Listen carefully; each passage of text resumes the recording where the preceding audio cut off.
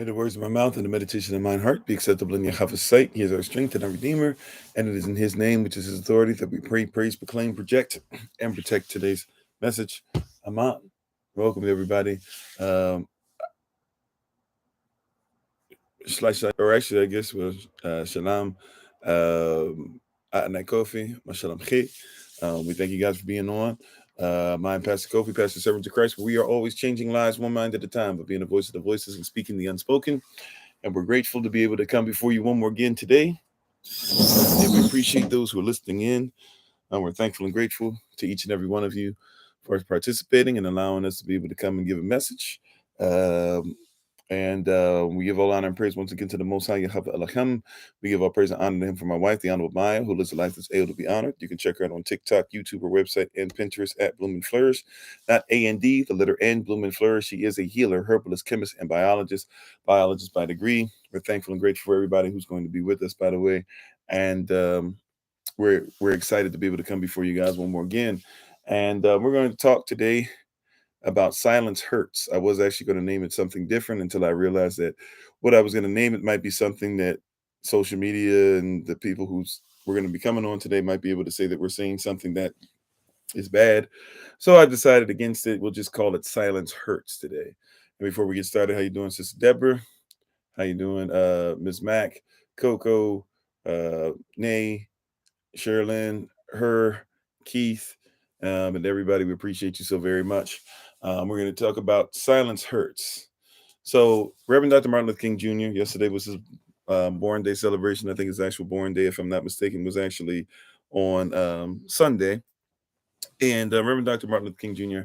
has a saying, one of many sayings that we don't think about, we don't give him credit for. How you doing, Minister Morel?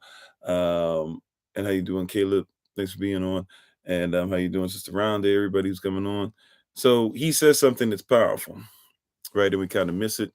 But he says this. He says, our lives begin to end the day that we become silent about things that matter. Our lives begin to end. Trigger warning for those who are dealing with stuff as far as, depression and things of that nature. He said, our lives begin to end the day we become silent about things that matter. Right? When we're no longer willing to talk about the things that matter, life ends. Right? Now, there's scripture that says our people perish for a lack of knowledge. Right? And it's not because we don't have the knowledge, but it's because we have rejected knowledge. How you doing, W. Matthews? How you doing, Big Brother Thomas? Eugene from the D, how's everybody doing? Sister Sharice, hello. So, and thanks for being part of the community. Watson, how you doing, Sister Beverly? So our lives begin to end when we become silent about the things that matter. Right? When we decide that we're going to reject the opportunity to speak on something, our lives begin to end. Remember, we had a session that we did not too long ago, and it talked about in that session, what was it? That when the truth is replaced by silence, then the silence becomes a lie. How you doing, Sister Barbara?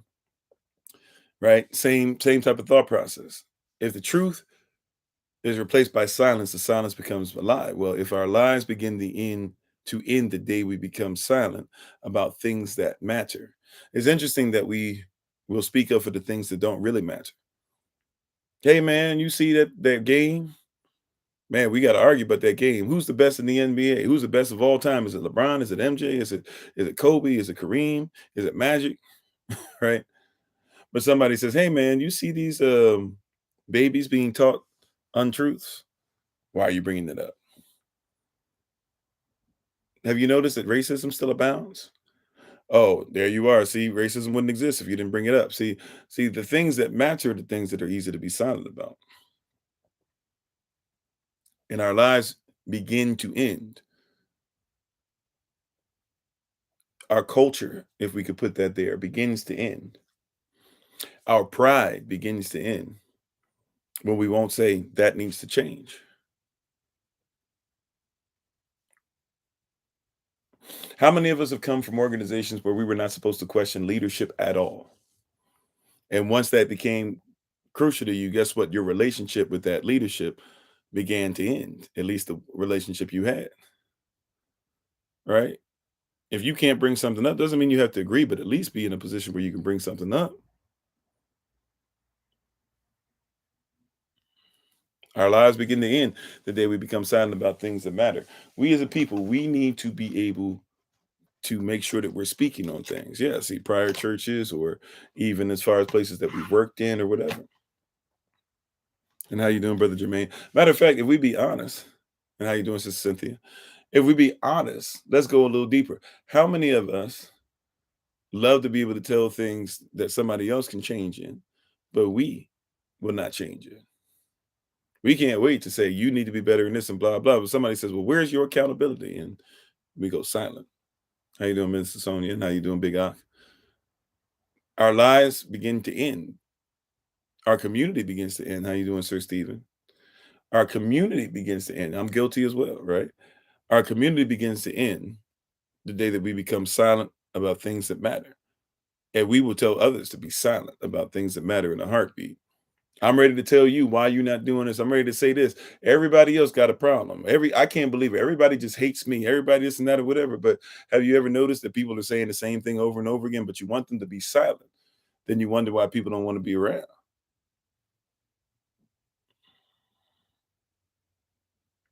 How you doing, Sister Deja?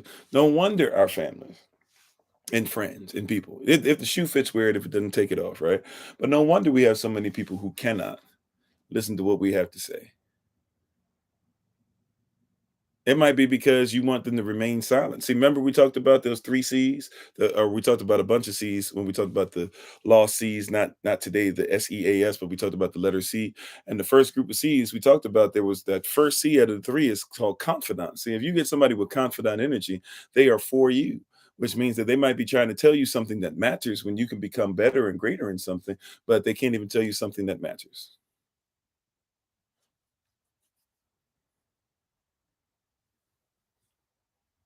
And how you doing, David the Quiet Storm? Shalom, right? Somebody might need to be able to tell you about yourself, and you might need to be able to listen. Now, give the person a chance to respond and give the person a chance to change, of course. But somebody might need to be able to say, hey, like, yes, you might need to be better. We might need to present something better. We might need to reach out to people. We might need to have better, more regular this and that or whatever. We might need to do that. All that stuff is valid.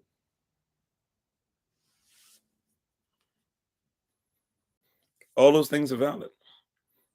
But the second we have to be silent about what matches is the second that we begin to, the day we begin to end.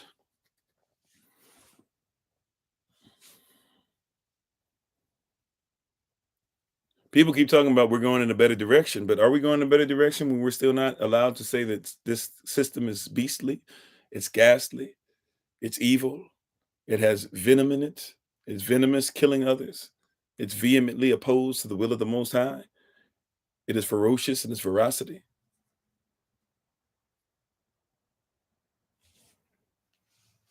and people are telling you to be quiet about it. Why are we supposed to remain silent about the fact that they told us that we were wrong to say that something might be able to deal with your mRNA?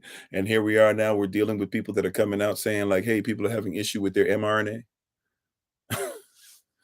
Were we wrong to say this might affect children the wrong way? And now they're finding fetuses that are basically, that were what really are children, but they want to call them fetuses or whatever. So these children or these fetuses that are inside the body that now don't seem to be growing correctly and they just seem to fall apart almost as if they're ashes inside of a body. Are we supposed to remain silent about the fact that people keep telling us to get a flu shot because you don't want to get it from somebody else, or you don't want to be contagious, but they've been trying to prove that the flu has been contagious since 1933 and still have no proof? Thank you for being part of the community, Michael. Are we supposed to remain silent on the fact that they keep trying to tell you 666 means protons, electrons, and neutrons, but there's no such thing as a neutron? It's not a myth per se. I guess you could say call it a theory. It's a theory that's disproven. They tried to say it came from neutrinos, and then they found out that what they thought neutrinos were aren't real either. How you doing, Miss Mac? Thanks for being on. Right, like there comes a certain point. Like, when do we stop being silent? Are we supposed to remain silent about the fact that we saw you guys? We saw you guys take Australian children and put them in a stadium and take them away from their parents and force them to get a vaccine against their will. And if the parents tried to do anything about it, they got locked up.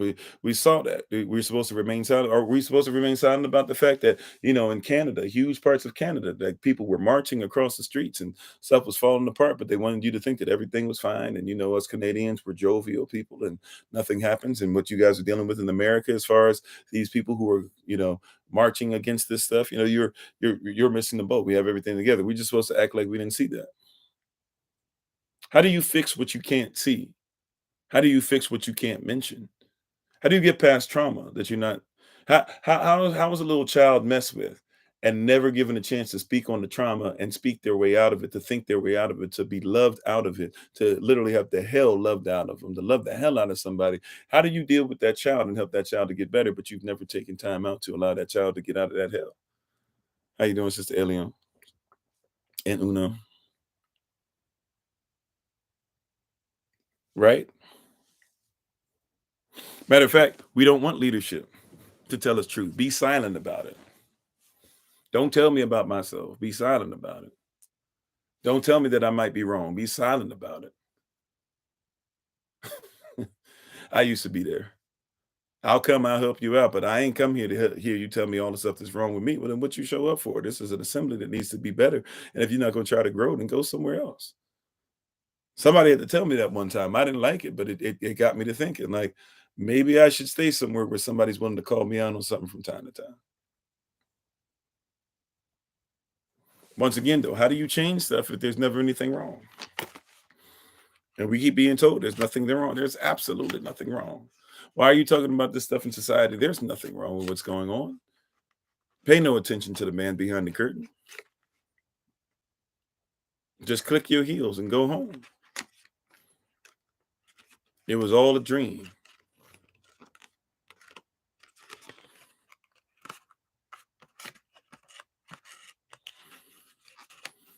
I know I'm using that story a little. I'm shifting a little bit in the ending of the story a little bit because she ended up back in Kansas. I know, just work with me. How you doing, Minister Tamara? I don't know if that means that you found what you were looking for, but prayerfully you did. Tried to reach out earlier today. Hope all is well with you. How you doing, Miss Pierce? I know, right? I know. I finessed that a little bit. See, just be silent about the fact that I messed around with that a little bit to try and make it conform to what I wanted. Sorry about that. I messed up the ending a little bit, but y'all, hopefully you get what I'm saying, though, right? And even in that, somebody would just want you to act like, "Oh, I didn't make a mistake. I didn't do that." Yeah, it's okay. It's okay to make a mistake. It's okay not to be silent about the mistakes that we make, right? Even in that, don't bring up your mistakes. Don't focus on that. Only focus on the positive things. But if you keep focusing only on the positive things, if the negative remains negative, not only might it remain the same and have the same place in your life, it might get worse and worse and worse. See, when our lives begin to end, what? The day we become silent about things that matter.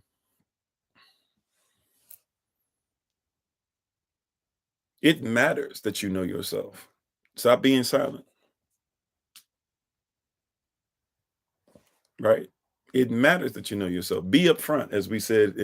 For those that are part of the Patreon Kingdom, Patreon family, we just finished the second Patreon thing for today, and prayerfully y'all catch the other, both of what we posted today for y'all, right? But don't be silent about your culture anymore. See, that's when your culture began to end. It began to end the day that you were silent about it. And really, I know you didn't know about it, so of course you would have been silent about it. But others who even knew, they were afraid to be able to talk about where you came from, who you were, how great you were, what you did, what you created, what you invented, how creative you were. What in the story of mankind shows that you've always been here and you've always been something that not only you've known about, but others have known about. But shh, don't tell the truth. How you doing, springtime? We'll hush you if you tell the truth. Is that what people call good energy? Possibly, because some people believe that ignorance is bliss. But if you still feel like, how many people have heard the saying ignorance is bliss, but while you kept hearing ignorance was bliss, you didn't feel blissful? Like I hear people saying that all the time. I was so happy when I was in sin. I was so happy. Like, I can't tell you I was happy in sin. Something was missing. I don't know if you guys felt that way or not. Like, I guess different strokes for different folks or whatever. I was not somebody out here that, like, while I was cussing, I ever felt like I never felt right cussing. I never sounded all right cussing. Like, people could tell when I cussed. It didn't matter where I was. If I was on a ship, if I was in prison, wherever. Like, people could tell you that's not you, bro. You know.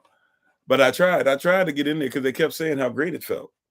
But I never experienced that. Maybe some of you had. I never had the experience that, like, doing wrong was made me feel happy. I never had the experience like I actually am ahead of the game in some people where I can track where I go all the way back to Africa, on my mother's side, and I can track a lot of my native story, but I still never felt blissful, not actually living out my culture. Hello, how you doing, Sister Betty?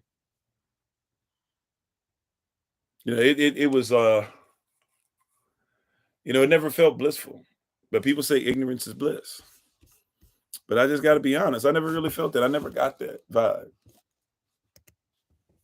I never really got that vibe. That's like, hey, just being out there, not knowing who you were, whatever was cool.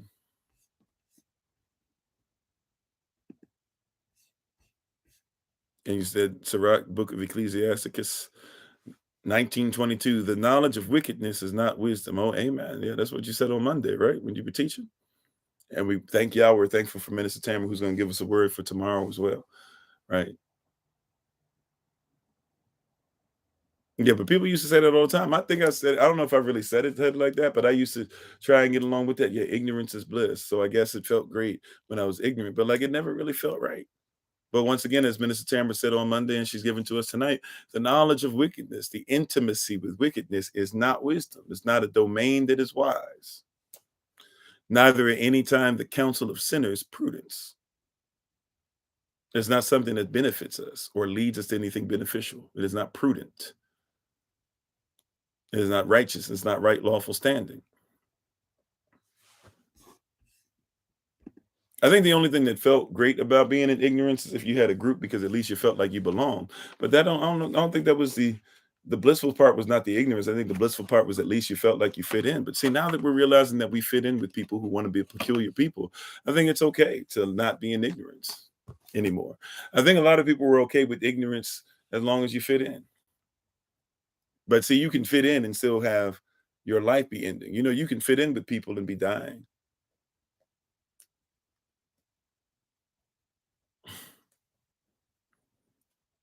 You can be in a hospice and still fit in with people. You can be in a hospital getting ready to go into surgery. There's a bunch of people in the hospital. You fit in where you're at, but it doesn't mean you're not sick. They used to say that all the time. The church is a hospital, and I was like, yeah, it's interesting though. Hospitals, people go in, but they don't really get healed. They cover symptoms. I don't want to go somewhere where I'm sick and everybody's coming in sick, but ain't no healing taking place. And I get it. A lot of people, that's not what they mean. But when I look back, there are a lot of sermons that took place. There's a lot of organ, Hammond B3s that I opened up. There's a lot of, shout music that we played. There's a lot of songs that I learned. There's a lot of sermons that were given that with excellence. There's a lot of people that were able to ascertain different ways to be able to get your hair to stand up on end. But when I look back, there were a lot of people that couldn't tell you what the sermon was about 2-3 hours later as they were going to eat food and pray over it that was going to kill them. Yeah, in the hospital, you get sick and you keep coming back. They give you medicine and that you got to take other medicine for the medicine. You said you think the blissful part means not too much worried about the situation. I get that, but we have a word for that we went over not too long ago. We call that being oblivious. I get what you're saying, but when somebody's oblivious, doesn't mean that don't they can't empathize at all. It's just like it's not a bother to them, you know. And I think a lot of us are in this oblivious nature. It's not really our nature. It's not our mind. We're not in our right mind. We gave it up when we began to be silent about the fact that we could feel that something's not right. We did it too well. Mhm. So we had to get to this place. We had to get to this point where we start asking ourselves, is it time to be silent or is it time to speak up? Is it time to lay down, or is it time to quam? Is it time to rise? As we talked about and being upfront for those that are on Patreon, is it time to be tested? We said this earlier tonight on Patreon. We were talking, and we made it a point to say that, look, when it comes to anything that is of value, it must be tested. It must be tried. It must go through pressure. It must go through a trial. So if you're afraid to speak up on something because what you say will be tested, that's just to show its value. The diamond must go through the pressure. It must go through the heat. It must go through natural geological sufferings. Anything, and really the way that we said it was anything that's of value, it must suffer. How you doing, Sister Monica? Anything that's of value, it must suffer. It is a requirement. But always remember the affirmation, third affirmation, Romans 8:18, that the suffering of this present time, that means what we choose to go through as that might hurt us in the present time, is not worthy to be compared to the glory which shall be revealed. If you're ready for something to be revealed with an imprint of the Most High, or what we would call his glory upon it, then guess what? Be willing to suffer. Be willing to speak up. Be willing to be there. Be willing to do something for somebody and then them try to test the other cheek. It doesn't mean you allow them to slap it, but be ready. If somebody's in a bad place and in their life, they swinging at you all day, right? If somebody's swinging at you all day, that's okay. It's okay. You might have got me the first time, and I'll be leery of the second time, but I'm still going to try to help you. I know you're hurt, and hurt people look for people to hurt. But that's okay. Now that I know that you are out trying to hurt somebody, I'm going to reevaluate. I'm going to make sure I change my stance. I might go from, traditional to southpaw. I might have to make sure that I do something a little different, but I'm here to make sure that I'm here for you. And I'm still going to speak up there. Now, I'm not only going to speak on the negative things, because see, that would be ignorant as well. That's what causes some people to be in bliss. You got everything to say about things in ignorance, but where's your stuff to say about the positivity? And thanks for being on. Was it Santi Garcia? Thanks for being on, right? Or Santi Garcia. Hopefully I'm pronouncing that correctly or close. So yeah. So look, it's important. Point out the stuff, but don't be silent about the positive either. That's why some of these fights that be going on go on. Right? Suffer if you'll suffer yourself, to make sure that you'll go ahead and tell somebody about everything they did that's wrong, then keep the same energy when it comes to the positivity. Because somebody's life begins to end when they don't hear you say positivity. That's what you're supposed to do. What you want to cook it? I mean, everybody does. Excuse me, everybody does that. What you want me to say about that? Why do you think I need to say anything about that? You need to get both. Don't be silent. See, we do that to others. Oh, well, what you want? You guys have been oppressing us all these years or whatever. And finally, you just finally got it. And you're finally saying, hey, you know what? I'm starting to realize that I didn't learn about slavery. Well, big whoop. No, just keep the same energy. It doesn't mean that you trust them fully. Remember, I told you, we talked about the code of forgiveness and trust, right? Just because you've forgiven them doesn't mean that they built back all your trust. I'm not saying that they built back all the trust because you forgave them. I know that's not how that works. I know that's not how that works. That's not how it's supposed to work. At the same time, though, if they're doing something to build up trust, give them a little bit of trust. Yeah, and we feel like we're afraid to speak the truth as well, not be liked, and maybe even be jailed. May I tell you something? That's something I live with quite a bit. I tell people that all the time. People don't be believing me until some people have actually seen it. But people don't be believing me. But like where I'm at right now, when we finish the rising sessions, if I do them here, I usually am kind of trying to travel, even if I'm local in a local area for a minute. I still try to travel around a little bit and see some sights. It's just in my nature. Now, just that nomadic part of who I am. When I go outside, there's going to be a car either right here. There's going to be a car there. Going to be the same car, not even hidden, and people going to be inside it. And then when I get close, they're going to act like they fumbling through something. Or, there's a place when I'm in Baltimore, one of the places I do the live from, I know every time I do it, there's going to be a police car. As soon as I finish the live, or while I'm sitting up there on the property and I'm sitting up there in the yard and stuff, as soon as I've about 9:30, 10 o'clock, like clockwork, they're going to show up, right? Like, And all we do is speaking truth. And you would think, hey, we don't even, so you would think we don't reach that many people. But because we use specific languages and we've been giving you code and we've been doing things like that, like you'd be surprised how many people be looking over your shoulder. Family is supposed to look at you strange. You know that, right? Like family is supposed to look at us strange.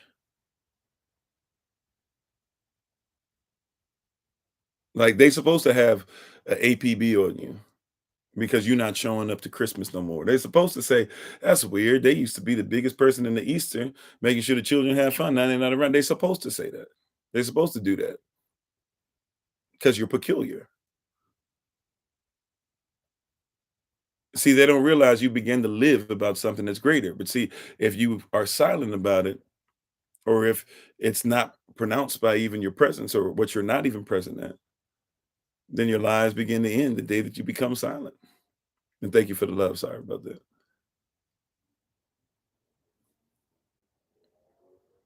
Your lives begin to end. But they're supposed to do that. Don't think of it as strange when people are simply doing what they're supposed to do. I'm not proud to be peculiar, repentant, change behavior, acting differently. Right? That's why he says, rejoice and be exceeding glad when people say that. You said place in Florida didn't like the moves you were making when you were organizing. Yeah. And when we start meeting together, you guys see we got dates up on the 21st. We're supposed to get our Zoom meeting for people that are going to be that are in Georgia. The 28th, we're gonna have our Georgia meetup. You guys are gonna be getting more information very soon about both of those. If you're in Florida area, we're gonna have our Zoom meetup on the 28th and start working towards the same thing. We're gonna start having some other meetups for people in other areas. We're growing very fast. And when we start doing this, guess what? That's when all of a sudden people gonna perk up. That's why we got to be careful, even selective of what information we put out in public.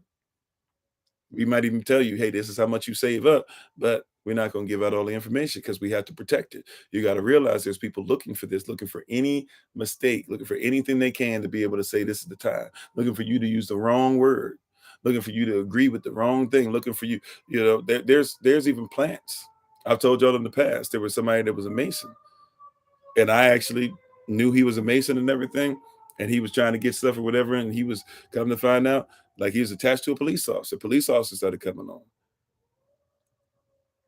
This is before they cut right after they cut off everything. We started growing. No, no, no. This is actually before they cut off Kofi underscore 42. It's right after they cut off Kofi underscore 40.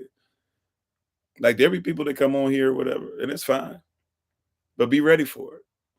Is what I'm saying. I'm not trying to say that everything that we're doing is being watched and all that every single time. But what I'm saying is just, I'm trying to give you an example. Don't think that it's strange that people want you to be silent. And when you start speaking up, people take notice. They're supposed to. Let me just say it like that. Maybe we'll end on that note. They're supposed to be frustrated when you live in what you're supposed to live inside of. They're supposed to be. When you're not when it's not a daunting task for you to be yourself, it's supposed to be frustrating for people. It's supposed to irritate people when you love yourself. Before, when you hated yourself, nobody had a problem with you hating yourself. Nobody was showing up. Now people want to knock on your door because you love yourself. When you had to make sure you showed up to everything just for people to kind of sort of notice that you were in their presence, now all of a sudden it's not okay to love yourself.